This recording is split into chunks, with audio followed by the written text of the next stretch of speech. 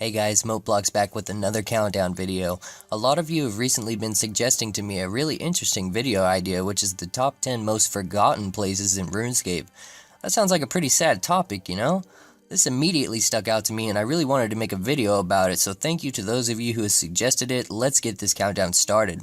Number 10, Scape Rune. Ever since random events have become optional, many players just dismiss the random event immediately, which is understandable because they can be very inconvenient when you're in the zone trying to train. But do you guys remember the NPCs involved with them? On the island of Scape Rune, the island in which Bob the Jagex Cat takes you there, where everything is supposedly backwards, there's a woman there who has been stranded there literally forever as Bob's slave. When you talk to her during the random event, you could tell her that you love her and that you wanted her to come back with you. She would always tell you that her place was on the island to your surprise and that your love could never be. Sadly, nowadays, I don't think she gets many visitors anymore. Number 9, the Berthorpe's Games Room. Perhaps years ago, even then, maybe you would see a few players down here in the games room playing board games that you could play down there, but nowadays it mostly just sits empty. I don't know about you guys, but whenever I use one of my games necklaces to teleport there, I'm often just using it as a method of transportation or as a shortcut to get to somewhere else, and I really never even actually think about the games room itself.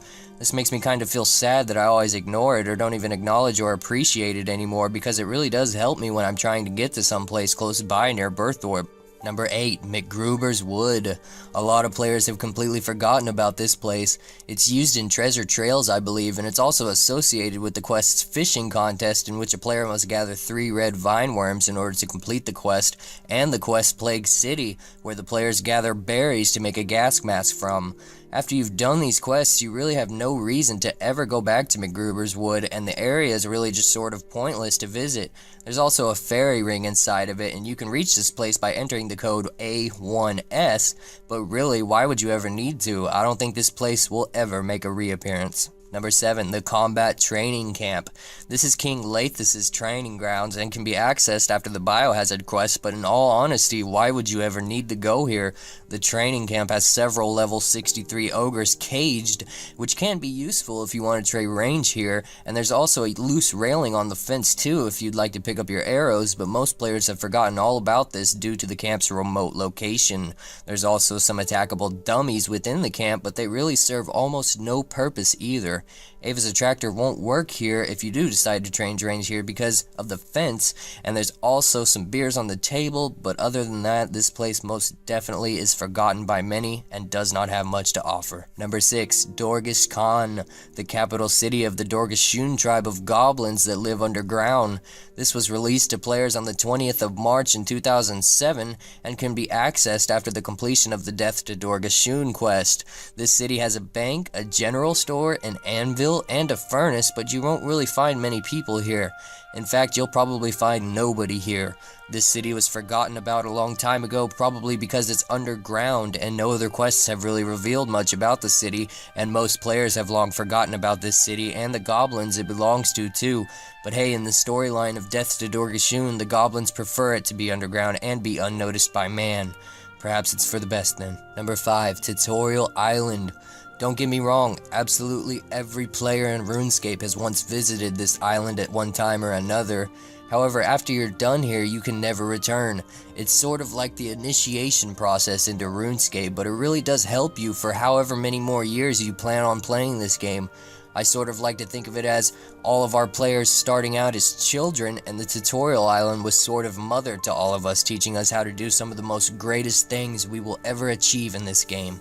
Sadly, not many players have ever rethought about the tutorial island after they leave it, but all of us really do owe a certain amount of gratitude towards it. It was once everyone's welcoming home at one point in time before they decided to leave it. Number 4, the Outpost. Involved with the Making History quest, the Outpost, now discussed by practically nobody, played a very important role in the history of Kent Darwin and the Ardignus line of royalty. It was established around year 30 of the 5th Age, shortly after the discovery of the rune essence mine by a wizard.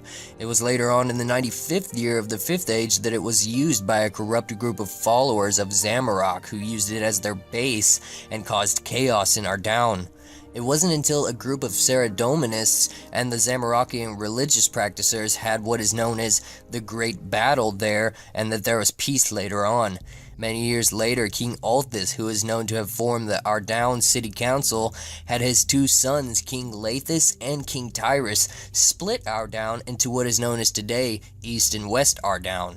The outpost is so important in the history of the development of Ardown, but sadly nobody remembers this, and nobody probably ever will. Number 3, Remington. Although this area has a house portal and is involved in a lot of quests like Dragon Slayer, in which you have to negotiate your way through Melzar's maze, this town is pretty much forgotten in RuneScape.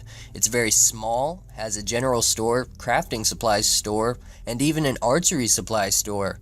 There's even a yew tree located here, but sadly I assume because there is no bank located in this town itself, it has never really thrived as anything to be of significance to other players. My guess is that this town is just for free players to have and be able to explore in, due to the shops located here, as well as the free player quest starter NPC located here too for Witch's Potion.